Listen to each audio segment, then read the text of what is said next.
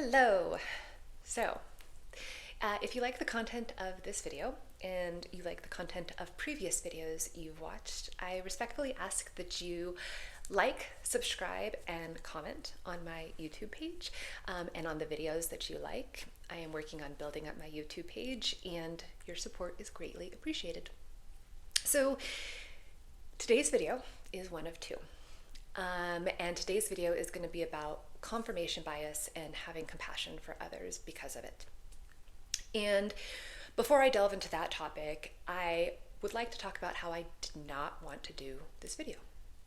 So, Monday or Tuesday, this topic came into my life. Sorry, my dog was just walking by. This topic came into my life, and I had told my husband about it. And I told him what happened that made this topic come into my life. And he said, "Oh, interesting. So are you going to do your video about that this week?" And I said, "Oh, no. No. I said, the past couple weeks, the topic has been kind of heavy. It's been a lot about finding areas in ourselves where we need to improve. And I really want this week's video to be a little more lighthearted, to be focusing more on the good things that we do, just something a little more empowering, not so much self-improvement." And he said, "Okay, that makes sense." And God said, "That's cute. It's really cute. You're going to do a video on confirmation bias." And so here I am. But this plays into what I'm going to talk about in my next video. And my next video is what I wanted to talk about. And it has to do with a couple things. One, when you tell God, universe, spirit, or when you feel called to do something, you have to be an open vessel. You can have your ideas of how it's going to play out, but you have to be open enough to let yourself be guided. So I didn't want to do this video, but I was being guided to this video, and I have been telling God, universe, use me for your will, let me be an open vessel. And so it said, "I want you to do a video on confirmation bias." I said no. It said, "Then why do you keep asking to use me for your will if you're not going to do what I tell you to do?" And I said, "Okay." So here I am, right? But having said that, and again, I'm going to talk about this again in my next video, I'm also going to do a second video more in alignment with what I wanted to do. And what I want to do, as we'll talk about in my next video, is also what God wants to do. So the point is, I don't know what the point is. I guess watch my next video and you'll kind of understand the point. But I guess the point is that I didn't want to do this video. I was led to do this video, and here I am. And what's interesting about every time that I do these videos is that the lesson kind of comes to me foggy at first, and it gets clearer and clearer as the week goes on. And by the day before I'm about to do the video is when the final clarity comes. And so that's kind of what happened last night. So let me start by explaining why this topic came into my life. So I saw this post on Facebook and I was very triggered. And if you've been watching my past videos, you will understand that the lesson I've learned is that when you're really triggered by something, it's a sign that there's something inside of you that needs to change. There's a mental shift, an emotional shift, a spiritual shift that needs to change. And A Course in Miracles talks about this a lot. A Course in Miracles talks about whenever you're upset, it's because something inside of you or your thinking is not in alignment. It's not out there, it's in here. So this post triggered me because it was this person talking about a political topic. And of course, right now, those political topics are what's the most triggering. And he said something that was just so crazy to me. It was just so crazy because I was like, what are you talking about? Have you looked at facts for the past 5 years? Like, why do you still think this? I don't understand. And 4, 5, 6 years ago, I might have said something. I might have thrown facts out there at him, right?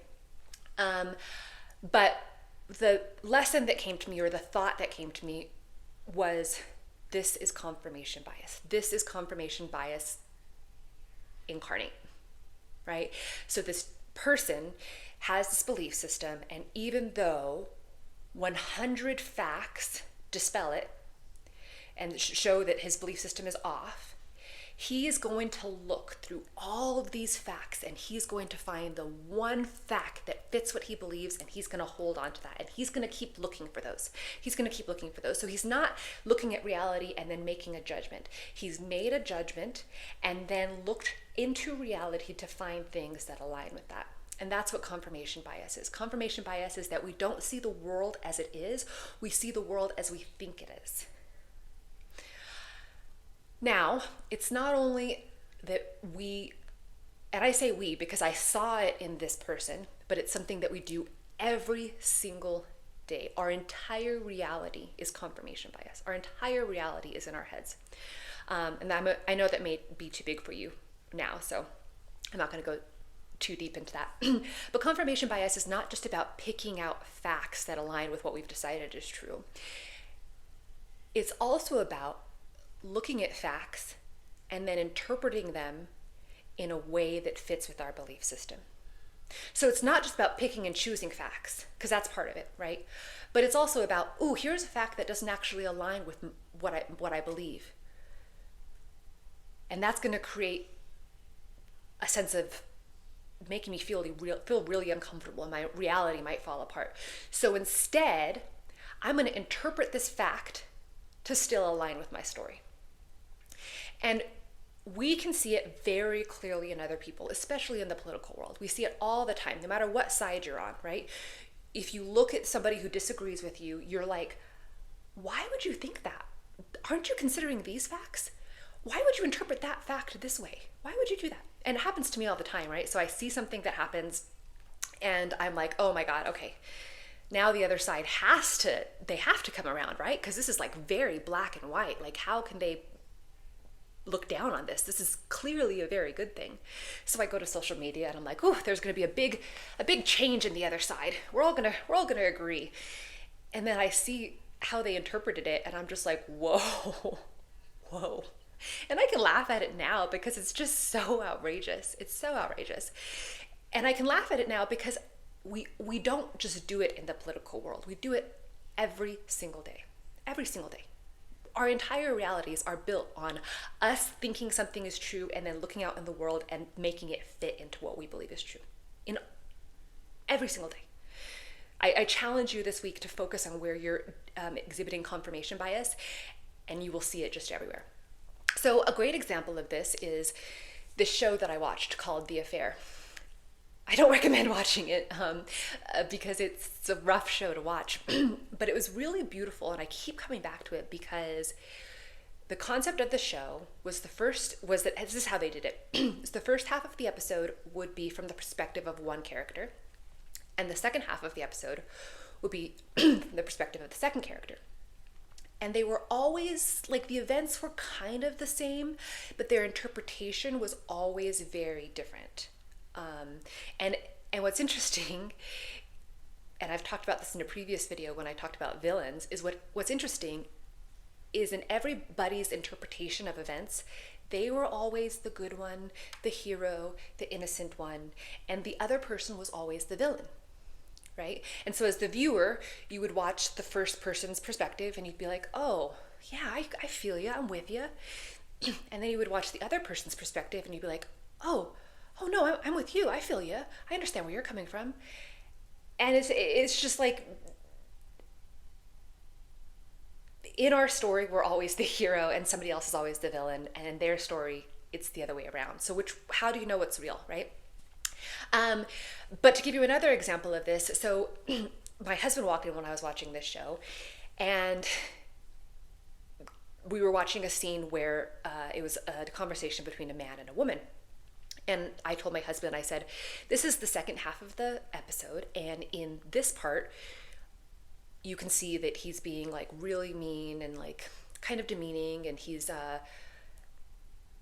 not really understand where she's coming from. Like, he's being kind of mean to her, you know, but in his version, he was really nice. He was trying to find resolutions. He was really trying to work with her. But like I said, in this version, he's being really mean. And my husband looked at me and he said, what? He's not being mean. He's just talking to her.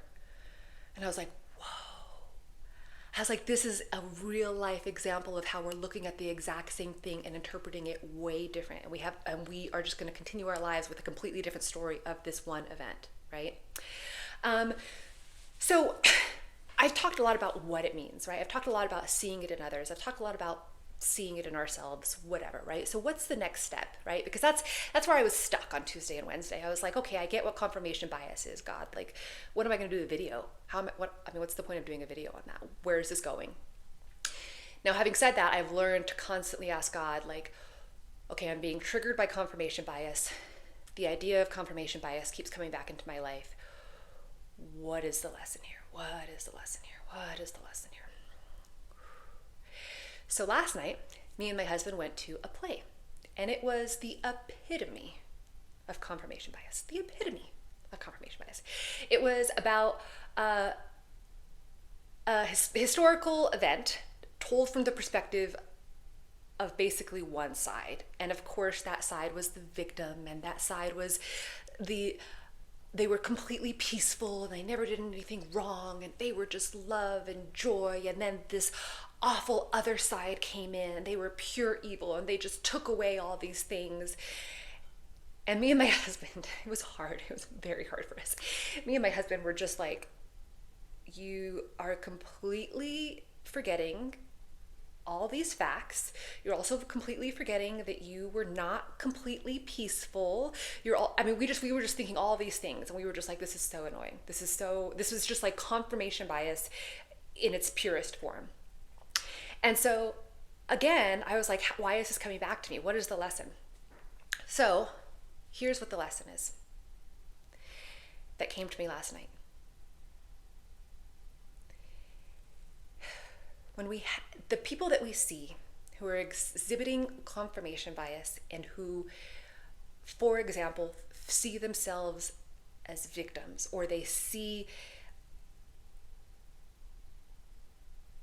picking out facts that make them feel hurt, or they're picking out facts that make them see other people as evil or the other side as evil or whatever it is, right? I think the first and foremost, we need to have compassion. And this is why, because it must be really hard to live in that reality, right? Like if you can really only see these facts, then yes, your story makes sense. And that must be a really hard reality to live in, to constantly feel like the victim, to constantly feel like people are against you, to constantly feel like people are evil. If that really is all you can see, and we all have confirmation bias, right? So if that really is all they can see, that must be a really hard reality to live in. So for this play last night, right? Like I said, they were showing it from one perspective of this group of people was peaceful, did nothing wrong, they were just purely innocent, and this evil thing came upon them. And if that really is the story that they keep repeating in their head, then yes, that must be a really hard day-to-day life. That must be really hard to wake up every day and experience that. It's not real, because they have to change their mindset, don't get me wrong, right? But if that's where they are, I have to have compassion for them. That's the first and foremost thing I have to do. For two reasons. One, because like I said, it must be really hard. And two, because I too, every single day have some sort of confirmation bias. So I get it. I get sometimes not being able to see the whole picture. I can't judge you for not seeing the whole picture when I can't see the whole picture sometimes. But the second part of that is me and my husband are about to adopt.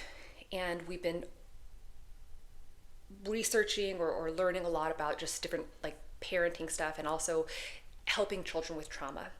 And something that keeps really coming back to me of the lessons that we've learned is connect, then correct. Now, what does that mean?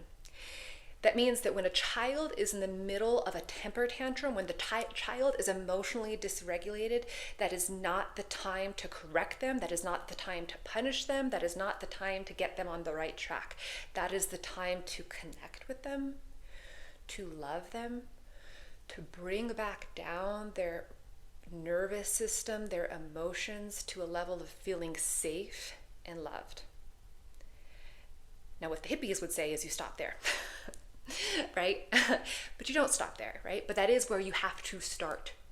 So in this confirmation bias thing, instead of, when we see it in ourselves or others, instead of me being like, bitch, look at all these facts, I have to first and foremost come down to connection, compassion. So going back to that gentleman's post that was just totally outrageous, I have to come back to, ugh, that must be, if you really think that the world is like that, that must be a hard life to live every day.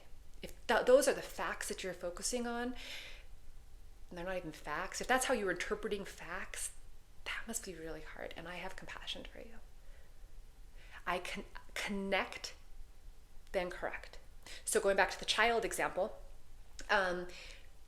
once they're calm, once they feel safe, once they're not really highly emotional, then you can have a conversation. Now, I don't even think that I am at the place with anybody where I'm like, okay, I connected with you and now I'm going to correct you. I'm not there. Like, that's not, I'm not.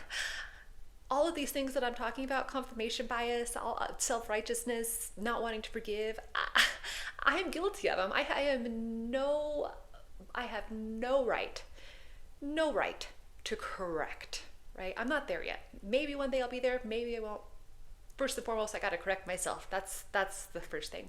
But again, I definitely know that when we see people in this highly emotional, highly angered, hardly state, that's not the time to disagree. That's the time to have compassion.